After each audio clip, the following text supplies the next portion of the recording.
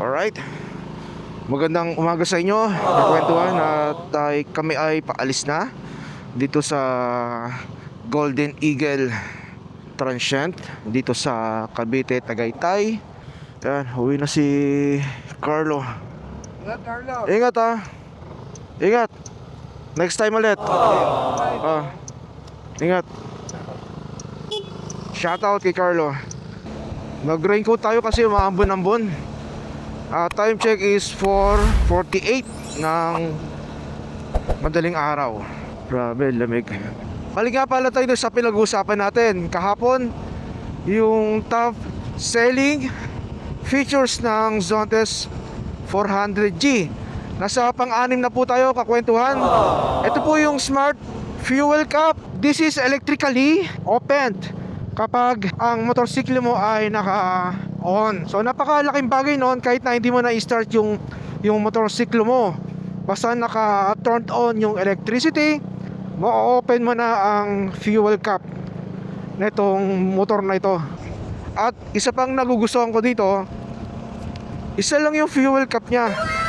Pag open mo, andun na yung bunganga kagad ng gas tank mo. Kakarga na lang at napaka-convenient para sa ating mga driver ng motorsiklo. Magbabaktor pala tayo, kakwento no. Nayaya ko yung dalawa. Yan. At okay naman sa kanila na backdoor kami kasi maaga pa naman. Grabe. Yung ating motorcycle screen na OCI 7-inch HD touchscreen display. Napaka-visible, no? Mas lalo na kapag gabi. Kitang-kita natin yung mapa. Meron siyang zoom. Makikita niyo meron siyang plus minus dito, kakwentuhan. So ibig sabihin pwede natin i-zoom out yan. Yan, tulad po niyan, nasa-zoom yan. Napakalaking bagay na itong touchscreen display na to para sa ating motorsiklo. Anyway, kung gusto niyo makakuha ng discount sa OCI, any products of OCI, ay makakakuha po kayo ng voucher kung gagamitin nyo ang ating link na nasa description below. Yan, 22% po yan, kakwentuhan. Napakalaking bagay po yan. Any product ng OCI. Yan. So direct na po yan, link na yan. Once na naklik mo yung link na yan, dadiretso ka sa website ng OCI.com at activated na po ang 22% na discount sa kahit anong produkto ng OCI. Dashcam ng sasakyan, pwede po. At sa motorcycle, napakalaking bagay. 7-inch diagonal po yan, kakwentuhan. Kaya napaka convenient. Ulitin ko po, 7-inch HD touchscreen display. Kaya yan po yung napili natin para kitang-kita natin yung mapa. Ito na yung pinakahuli sa top selling features ng Zontes 400G ay ang large storage. Yes, napakalaki po ng storage o compartment nito.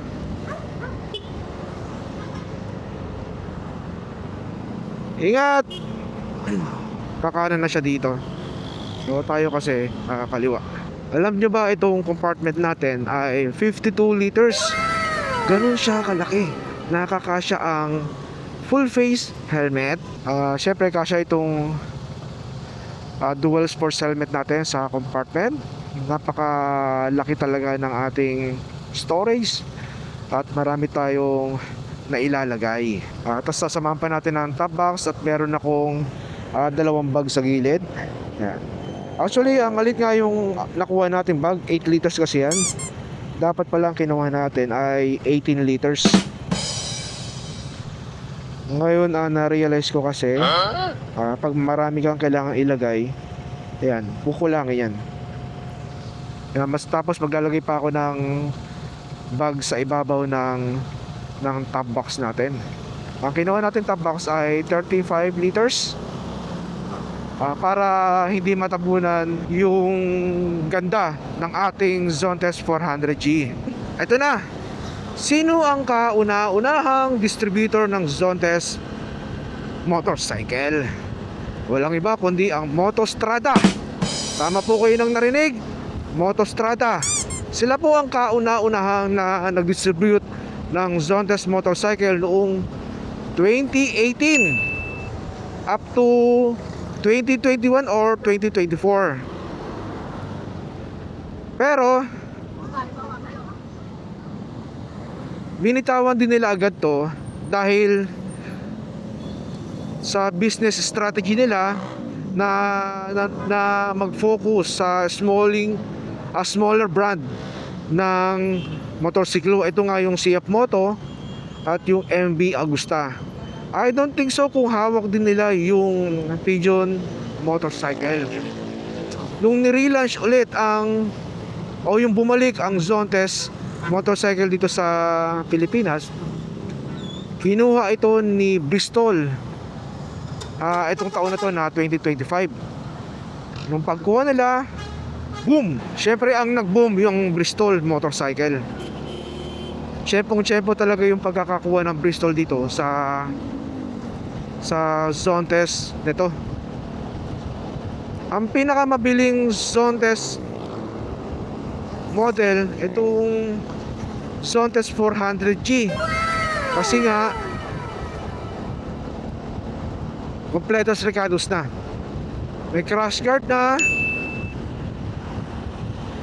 may guard lever pa, tapos meron kang magandang TFT color display na 8 inches, meron pang TPMS na napakalaking bagay sa isang motorsiklo, meron tong ABS, TCS, at meron itong riding mode na dalawang klase, isang eco mode at isang sports mode.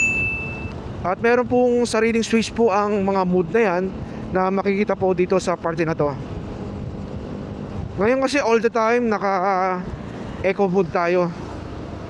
Actually minsan lang natin na gamit yung sports mode, malakas yung hatak, kakwentuhan. Syempre hindi natin na monitor kung gaano ka siya kalakas o kahina magkonsumo ng gasolina. Hindi pa natin na-obserbahan. Kasi most of the time, ang ginagamit natin kasi ay eco mode. Sino nga ba ang manufacturer ng Zontes motorcycle? Nakabase ito sa China at ang kanilang pangalan ng kumpanya ay Guangdong Tayo Motorcycle Technology Company na tinayo noong 2003.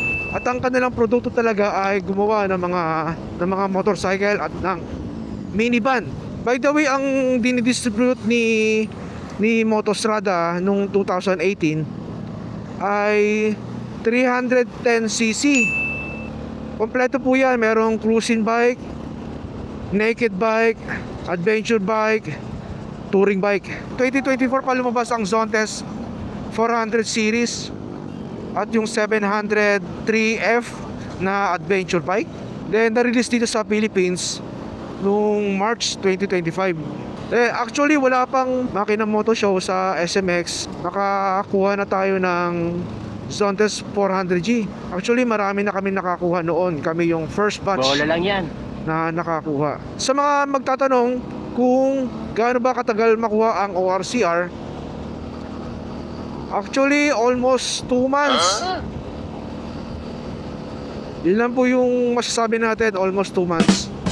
Kasi nga bagong model, bagong brand na nirelease dito sa Pilipinas, matagal talaga, no? Mas lalo kami mga first batch, matagal talaga. Siguro pag tumagal-tagal na, baka mas mapabilis yung pag-release ng ORCR. Akala nyo puro good side na lang yung ating pag-usapan dito sa motorsiklo na ito. Hindi, may bad side din ito, kakwentuhan.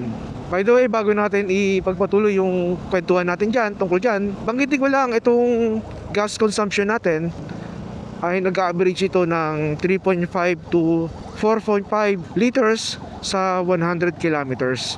Para sa akin, napakatipid na yan, kakwentuhan, sa higher displacement na katulad nga nitong motorsiklo nito na Zontes 400G. I-divide yun na lang yung 3.5 doon sa 100 kilometers. So yan po yung magiging per liter po sa kilometro. Yung biyahe pala kahapon naging maayos at naging matagumpay. Congratulations Sir Alex, ang pinuno ng Zontes Nation Crew sa pag-organize na itong group ride papuntang Cape Moto, Kabyang Tunnel at People's Parks in the Sky. Alright, nandito na tayo sa anong lugar ba to? Iraulo. Papunta na tayo ng Lawton Avenue. Makikita nyo sa ating map. I-zoom ba natin para makita pa natin? Yun!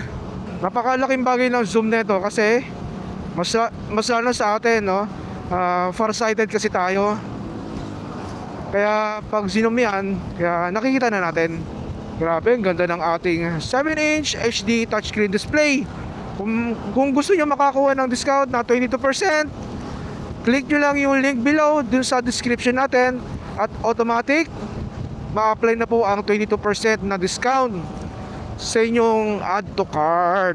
Ang ating nga palang ginamit na transmission dito sa ating Zontes 400G ay naka CVT na po, kakwentuhan. Ibig sabihin continuously variable transmission na siguradong magiging smooth yung transition ng shifting ng gears sa ating motorsiklong Zontes 400G. Kaya pagdating sa mga biyaheng malalayo, mapa short o mapa long man yan, ay siguradong magiging smooth yung biyahe natin sa araw-araw. Sa suspension nga pala tayo kakwentuhan. Sa harapan, adjustable front inverted forks at ang likuran naman ay twin gas charge rear shock absorber na sigurado magiging panatag ang ating kaisipan pagdating sa mga adventure rides.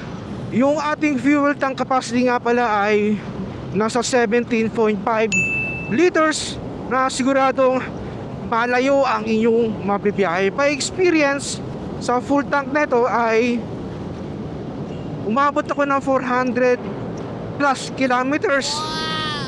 Yung layo, no? Grabe. Yung ating gas konsumo ay umaabot lamang tayo ng 800 plus. Ganong katipid ang ating Zontes 400G. Hindi mo akalain na ganun siya katipid. Mas lalo na nasa 400cc itong ating motorsiklo. Yung average kilometers nga pala na ito kakwentuhan, in total po ito, no? Ibig pong sabihin long drive at city drive, no? 3.5 to 4.5 liters sa 100 kilometers. Wow! Sa tingin nyo ba kakwentuhan, napakatipid ba ng ating Zontes 400G? Yung ating braking system na ginamit dito sa motorsiklo na ito kakwentuhan ay siguradong mapapawaw ka din naman, no? Ang ginamit po dito ay J1 dual channel ABS disc brake. Harap at likuran po yan kakwentuhan. Alam nyo naman ang J1 ay produkto rin ng Pembroke Group, no? Simula pa noong 2021. Kaya siguradong kalidad ang ating braking system. Yun nga yung si J1 dual channel ABS disc channel. Wow, grabe, no? Talagang napakasulit, no? Ang selling price nga pala ng ating Zontes 400G ay 398,800. Pero until now, pagkakaalam ko, meron po rin silang discount na 30,000, no? Ngayon ay umaabot na lamang ito ng 368,800 pesos. Sa installment details, hindi ko po alam kung magkano yung down payment at yung monthly neto kakwentuhan, no? Mas maganda tumawag na lang kayo mismo sa mismong Bristol branches para mabigyan kayo ng konkretong detalye regarding of installment dito sa motorsiklong Zontes motorcycle. Yung ating tire size naman kakwentuhan, yung unahan natin ay naka 17 inches at naka 14 inches naman ang ating likuran at naka spoke wheels alloy na talagang magiging smooth pagdating sa mga rough road kakwentuhan, no? Grabe, no? Naka spoke wheels na ang ating scooter adventure 400cc na Zontes 400G. Grabe, talaga kung titignan mo itong motorsiklo na ito, malaki siya, bulky siya, no? Kasi nga 400cc, tumitimbang ito ng mahigit 205 kilograms. Kapag walang laman naman, umaabot ito ng 193 kilograms. Tapos walang vibration yung manibela kapag ay tumatakbo tayo ng mabilis. For example, nasa 120 to 130 kilometer per hour yung speed natin, no? Even yung mga low speed, grabe, napaka smooth ng manibela ng ating motorsiklo. Yung gulong nga din pala nito ay naka tubeless tire na nga pala ito kakwentuhan, no? At yung P2 nito ay naka L shape na, no? Kaya pagdating sa kakarga mo ng hangin to, hindi ka na mahirapan dito kakwentuhan. Kasi nga naka L shape na ang P2 ng ating gulong dito. Kakwentuhan, ang ground clearance nga pala na itong ating motorsiklo ay umaabot nito ng 180mm na siguradong walang magiging problema pagdating sa mga matataas na humps dito sa mga syudad sa Kamay Nilaan. At ang kanyang seat height ay umaabot ito ng 795mm. Alam nyo naman kakwentuhan na tiptoe tayo dito simula't simula pa, no? Nabanggit ko na yan, pero manageable naman na. Tapos yun lang, bumagsak tayo nung nasa Marilaki tayo dahil nga nakatapak tayo sa elevated na floor sa may ground. Yan, bagsak tayo, no? So mali yung terms natin na semplang. Kasi yung semplang, habang bumabiyahe tayo sa memplang tayo, pero hindi naman, no? So naka-stop na tayo noon talaga eh. Magpa-park na lang tayo. Pagtapa ko, elevated yung grass. Napatapak tayo sa malalim. Na-feel ko wala tayo tinapakan. Ayun, bumigay na ako. Issues. Yan naman ang ating pag-usapan sa ating 400G na Zontes. Actually, kakunti lang naman yung mga issues natin dito sa 400G ng Zontes. Ang una natin pag-uusapan dyan ay ang fuel tank. Isolated case ito dahil nag-iisa lang naman siya, no, si Sir Aris. Ang issue nito ay napasukan ng tubig yung kanyang fuel tank. Hindi natin alam kung bakit napasukan ng tubig yung kanyang fuel tank. Kasi itong ang fuel cap natin ay electrically open by the electricity, no? So ibig sabihin kapag nakabukas ang ating electricity sa motorsiklo na ito, ay ma-open mo na ang fuel cap nang hindi mo na gagamitan ng kahit anong susi. Once na nag-off yung electricity at nakabukas ang fuel cap, ay hindi mo na ito ma-close ng maayos. Unang-una kasi, since yung system ay naka-off yung electricity niya, ibig sabihin yung kanyang sensor sa fuel cap ay naka-off din. So meaning hindi yan maka-close talaga. So ang gagawin nyo, kapag nakita nyo naka-off yung electricity ng motorsiklo dito sa Zontes 400G, ay kailangan mong i-turn on yung system para ma-off mo ng proper yung fuel cap mo. Pero sa case ni Sir Aris, yan, shoutout kay Sir Aris, at pinahintulutan tayong i-share ang kanyang photos, no? Kung makikita nyo sa ating screen yung gasolinang na drain sa fuel tank niya ay may halong tubig. Kahit siya ay nagtataka kung bakit ang fuel tank ay napasukan nga ng tubig. Kasi ang unang-una nun, nagtataka siya bakit ayaw mag-start ng kanyang motorsiklo na Zontes 400G.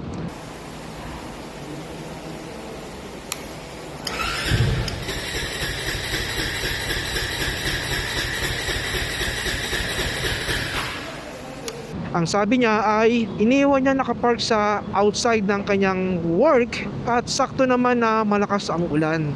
Nung bumalik na siya sa kanyang motorsiklo, ayun na nga, nagtaka nga siya bakit hindi nga nag-start yung kanyang motorsiklo.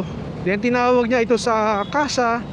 Ang problema, by schedule. Kailangan na niya ng motor kailangan niya ng sasakyan talaga, no? Kaya ang ginawa niya, pinatingin niya outside, mapagkakatiwalaang technician. Yun nga, na-discover yung kanyang gas ay nahaluan ng tubig. Pangalawang issues sa Zontes 400G ay ang seat lock. Yes, seat lock, no? Doon sa upuan natin, no? May dalawang cases na nag-malfunction yung kanyang seat lock, no? So ibig sabihin hindi niya na-open yung kanyang upuan. May konta ka sa kasa mo? Meron po.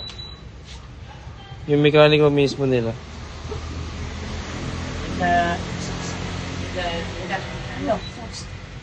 Ilan lang. Nag-drive ako kanina. Beep lang yun. Papunta doon. Nalayo ko na. Lapas ang 7-Eleven. Yun, nabibip lang. Ano yan sa tropa? Wala, nagbibip lang. Hindi natin alam yung reason kung bakit nga hindi nag-open. Pero dalawang yan kakwentuhan, sila yung mga nagpakabit ng auxiliary lights sa kanilang motorsiklo at ng kusina. Pero I'm not sure kung yun talaga yung nag-cause ng problema sa seat lock malfunction. Pero marami na rin kasi nagpalagay ng auxiliary lights sa motorsiklo ng Zontes 400G, no? Dalawa lang yung nagkaroon ng issue regarding sa seat lock malfunction. So there's no way na ma-open talaga yung yung upuan, no? Wala ka nang ibang gagawin kundi tawagan ng kasa at ipa-schedule ang iyong concern. Kakwentuhan, kung naibigay nyo ang video na ito, makikisuyo lang po tayo kakwentuhan. Please subscribe to my channel, si Pepe. At ang kwento, thank you very much kakwentuhan.